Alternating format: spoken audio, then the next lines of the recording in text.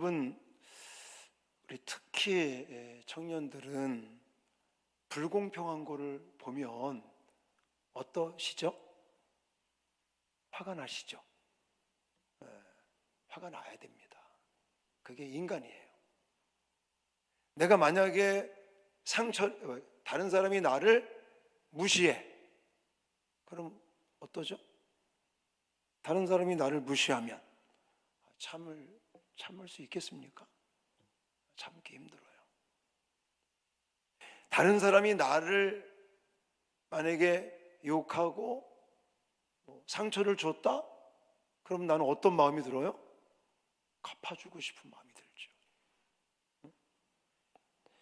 자, 요즘 그런 거죠. 이거 참으면 호구 아닌가요? 이런 말이 나오죠. 자, 그러면 우리는 감정대로 할 게 아니라 성경을 봐야 되겠죠. 성경에서는 어떻게 말씀을 하는지. 오늘 우리가 읽은 성경 창세기 34장은 정의감이 넘친 사람들의 이야기라고도 말할 수 있어요. 그런데 실패한 이야기예요. 그렇잖아요. 내 여동생이 강간을 당했어요. 욕을 입었어요. 그래서 오빠들이 화가 나가지고 복수를 했어. 본때를 보여줬어. 이거 잘한 거 아닌가요? 우리의 인간적인 생각으로는 잘했다. 복수 시원하게 했네 라고 말할 수 있는데 성경은 그렇지 않다는 거예요. 야곱의 딸 디나는 세겜 땅을 구경하다가 세겜의 추장에게 능욕을 당합니다. 이후 야곱의 아들들 디나의 오라버니들이죠. 분노에 차서 세겜 땅을 구경하다가 욕보인 그 여동생을 위해서 세겜 사람들을 속이고 죽이는, 살육하는 비극이 일어나게 됩니다. 이 사건은 단순한 가정사건이 아니라 하나님의 백성이 세상 속에서 세상의 악에 대처하는 모습이 어떤지를 우리에게 보여주고 있는 사건이다 라고 저는 여러분들에게 소개해드리고 싶은 거예요. 자, 우리도 마찬가지입니다. 살다 보면 억울한 일, 살다가 보면 정말 무시당하는 것 같은 이런 일을 내가 겪을 때 과연 예수 믿는 우리가, 하나님 안에서 살아간다고 말하는 우리들이 어떻게 이것을 대처할 것인가? 먼저 감정적인 복수는 답이 아니다라는 거예요. 뭐는 답이 아니라고요? 감정적으로 복수한다는 거, 이건 답이 아니다라고 성경은 우리에게 말하고 있습니다. 자, 디나의 오라버니들은 분노했습니다. 그들의 분노는 정당했다고 말할 수 있죠. 그러나 그들은 할례라고 하는 거룩한 그 의식, 언약을 복수의 도구로 전락시켰고 나중에는 칼로 모든 남자들을 살육시키는 이런 끔찍한 일을 벌이고 말았습니다. 여러분, 세상의 불의에 대해서 그리스도인들이 예를 들어 분노를 느껴요. 여기까지는 괜찮아요. 우리 인간들이 예를 들어서 다른 불의한 거, 불공평한 거, 억울한 거, 이런 것들을 내가 겪으면서 마음에 분노가 생긴다는 거, 이거는 하나님이 인간을 창조한 모습 가운데 하나인 거예요. 여기까지는 사실 문제가 되지 않습니다. 그러나 이 분노가, 그러니까 내가 억울한 일을 당하고 무시를 당하고 불공평함을 당하고 그래서 막 화가 나고 분노가 생기는 거, 이건 당연한 거예요. 근데 문제는 뭐냐면 이것을 사적인 복수로, 어떤 폭력으로 표출이 될 때 이것은 또 다른 악을 만들게 된다라는 것입니다. 저 어렸을 때 극장이 없었어요. 우리 마을에 면에는 극장 이런 게 없잖아요. 그러니까 극장이 이렇게 와. 그래서 그 면에 이 광장 같은 넓은데 큰 말뚝을 막 뺑그랗게 이렇게 쳐가지고 거기에 천막으로 울타리를 쫙 쳐요. 그러고 나서 이제 예를 들어 한 달이면 한 달 동안 영화를 해. 주로 그 당시에 영화가 무슨 영화냐면 중국 영화, 이렇게 막 무술 나오고 막 이런 영화. 그러면 그 영화의 스토리가 항상 뭐게요? 복수하는 거예요. 복수. 부모님하고 이제 주인공하고 어렸을 때 예를 들어 나쁜 놈들이 와가지고 막 당한단 말이에요. 그래서 부모님이 피를 흘리고 죽어. 그러면 주인공이 이제 성장하면서 예를 들어 어떤 도사를 만나가지고 무술을 익혀가지고 나중에 복수하는 거. 항상 그런 영화가 많이 했었어요. 근데 그때는 어린 마음에 쿵우 해가지고 막 무술 나오고 하니까 굉장히 재밌게 봤는데, 이거 목사가 되고 나중에 생각해 보니까 이거 비성경적이더라고. 복수하는 거는 성경에서 뭐라고 말합니까? 하나님이 하는 거지 우리가 하는 게 아니라고 그러는 거예요. 자, 로마서 12장 19절 같이 읽겠습니다. 시작. 내 사랑하는 자들아, 너희가 친히 원수를 갚지 말고 하나님의 진노하심에 맡기라. 기록되었으되 원수 갚는 것이 내게 있으니 내가 갚으리라고 주께서 말씀하시니라. 원수 갚는다고 말하는 이게 복수하는 거거든요.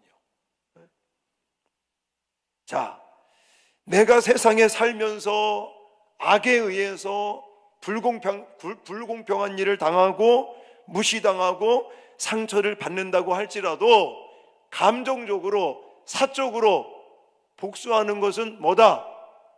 이건 답이 아니다라는 거예요. 복수, 원수 갚는 것은 내가 하는 게 아니라 누가 한다? 하나님이 하시는 것이다. 왜냐? 하나님은 공의로우신 하나님이거든요. 자, 두 번째, 세상의 악에 대해서 대처하는 우리들은 거룩함을 무기로 삼으면 안 된다라는 거예요. 아까도 좀 설명을 했거든요. 할례라는 거, 할례. 다들 내가 설명 안 해도 알겠죠? 할례가 뭔지? 남자들 이렇게 수술하고 그러는 거, 고래 잡는다고 그러잖아요. 이게 현대는 위생상 이런 행위를 하지만 옛날에는 이 구약시대 때는 할례가 뭐의 증표예요? 하나님의 백성의 증표인 거예요. 증표. 그런데 할례는 하나님과의 관계를 증명하는 성스러운 예식입니다. 표식입니다. 하지만 이 야곱의 아들들은 이것을 무기로 삼는 거죠. 작전을 짠 거예요. 할례를 받아야 우리 동생하고 결혼할 수 있다. 조건을 내걸고 이 사람들이 할례를 했을 때, 보통 지금도 그래요. 지금도 이렇게 약이 좋고 의학이 발달했지만 지금도 남자들이 예를 들어 포경 수술을 하면 한 일주일 동안 아무 일도 못 하고 약을 먹고 진통제를 먹고 해도 거동을 잘 못하는 거예요. 이때 싹쓸이를 해야겠구나. 작전을 짠 거예요. 결국 하나님께서 하나님과의 관계에 이 성스러운 표식으로 주신 의식, 거룩함을 가지고 무기로 삼은 거예요. 무기로. 하나님이 기뻐하시겠습니까? 절대 그렇지 않다는 거예요. 이 아들들은 할례라고 하는 그 거룩한 성스러운 의식을 상대방을 무력화시키기 위한 기술로, 기만으로 삼았다는 거예요. 여러분, 청년의 때에 우리는 하나님의 신앙적 지식이나 위치를 타인을 비난하거나 정죄하는 도구로 사용하시면 안 됩니다. 아멘 하셔야죠. 네. 우리가 믿는다는 것을 내세워가면서, 하나님을 내세워가면서 어떤 신앙적인 지식이나 위치나 이런 것들을 가지고 다른 사람을 비난하고 정죄하는 그런 도구로 사용한다면 그건 정말 하나님께 책망들을 만한 그런 일이라는 것을 잊지 마시기 바랍니다. 신앙의 본질을 내 개인의 유익이나 아니면 감정을 해소하기 위한 도구로 사용해서는 안 된다는 거예요. 할렐루야. 마지막 세 번째, 두려움에 매몰되지 말라라고 말씀을 드리고 싶어요. 이게 죄송합니다. 이게 마지막이 아니고 세 번째네. 하나 더 있어. 자, 사건이 터지고 난 다음에 야곱은 나는 수가 적으니까 그들이 모여서 우리들을 치러 오면 안 되니까 그러면서 두려움을 갖게 갔습니다. 이게 이제 30절에 가면 나와 있는데, 자, 그는 하나님의 공의보다 자신의 안위를 더 걱정하고 사람들을 두려워하는 모습을 볼 수 있단 말이죠. 이것 또한 문제가 있는 겁니다. 우리한테는 누가 있어요? 하나님이 계셔. 하나님이. 네.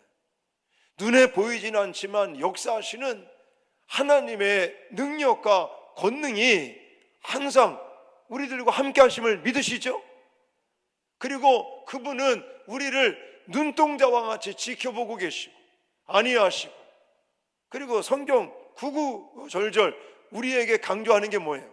두려워하지 말라. 내가 너와 함께 하겠다. 영원히 너를 떠나지 아니하겠다. 나의 오른팔로 너를 붙들어 주겠다 라고 하나님이 말씀을 하시지 않습니까?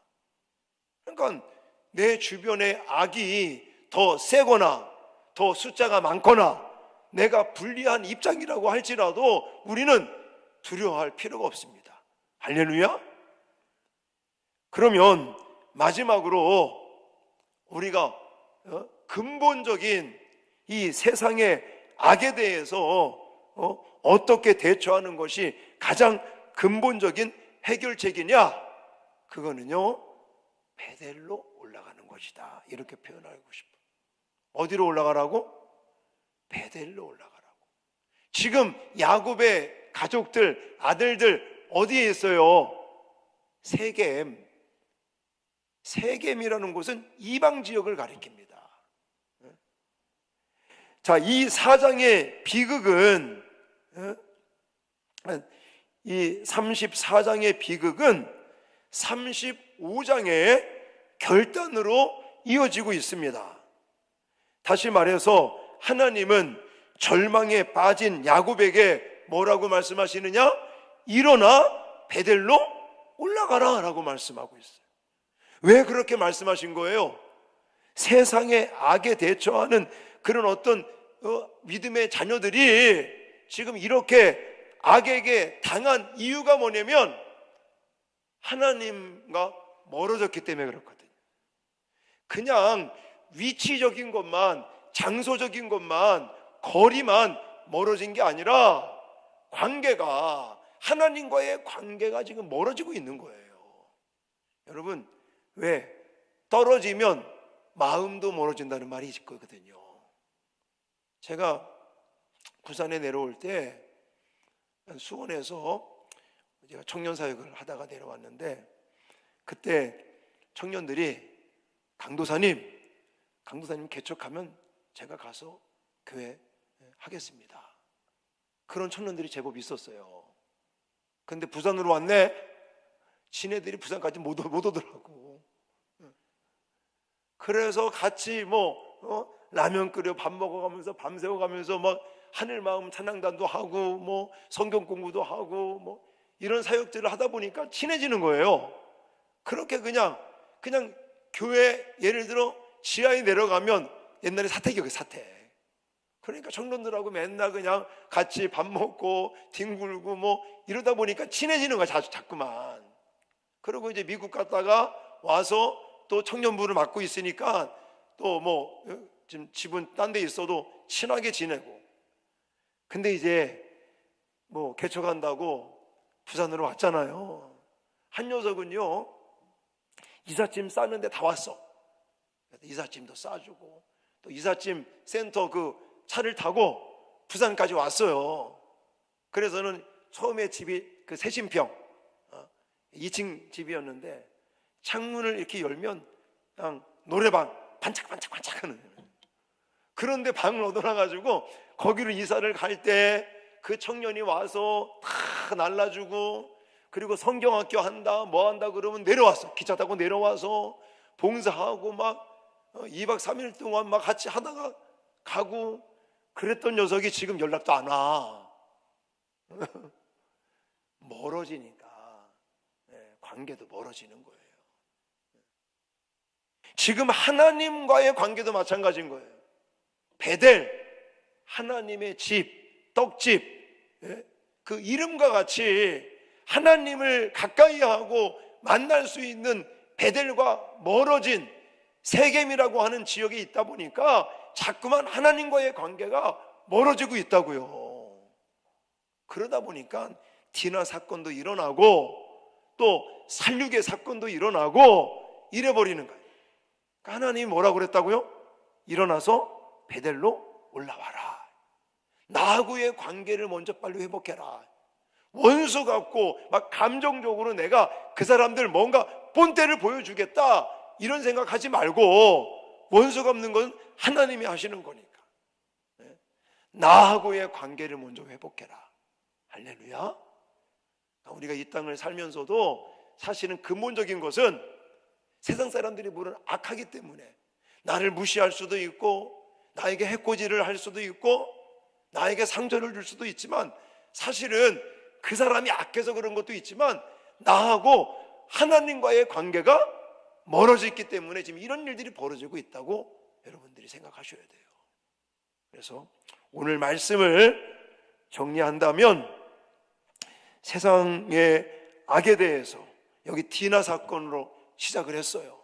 그러나 감정적인 복수는 답이 아니다. 복수는 누가 한다? 하나님이 하실 것이다. 그리고 이 할례라고 하는 거룩함을 무기로 삼지 말라. 그 다음에 두려움에 대해서 우리는 매몰될 필요가 없어. 아무리 나를 비난하고 나를 해코지하고 나를 무시하고 나에게 불이익을 주는 나에게 대해서 악한 사람들도 하나님의 능력으로는 우리를 당해낼 수가 없는 거예요. 하나님이 우리와 함께 하시는데, 하나님이 우리를 보호하시고 지키시고 우리를 사랑하시는데, 그래서 우리는 담대함을 가지고 근본적인 문제는 지금 하나님과 멀어진 거라고요. 그러니까 베델로 올라가서 하나님과 더 가까워지는 것이 이게 근본적인 해결책인 거예요. 그래서 저와 여러분들이 날마다 하나님과의 관계를 위해서 어떻게 해야 될지는 제가 구체적으로 말씀을 안 드려도 여러분들 스스로가 잘 알 것이라고 생각이 되어집니다. 그리고 무엇보다도 마지막 로마서 12장 21절에 보면 악에게 지지 말고 뭐라고 그랬어?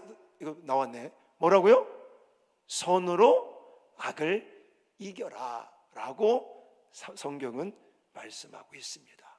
그래서 우리는 성경적인 기준을 가지고 제가 마지막으로 말씀드린 것처럼 악에게 지지 마시고 선으로 악을 이기면서 세상의 빛과 소금된 역할을 감당하시는 우리의 꿈사 청년부 신앙공동체의 우리 지체들이 되시기를 주님의 이름으로 축원합니다.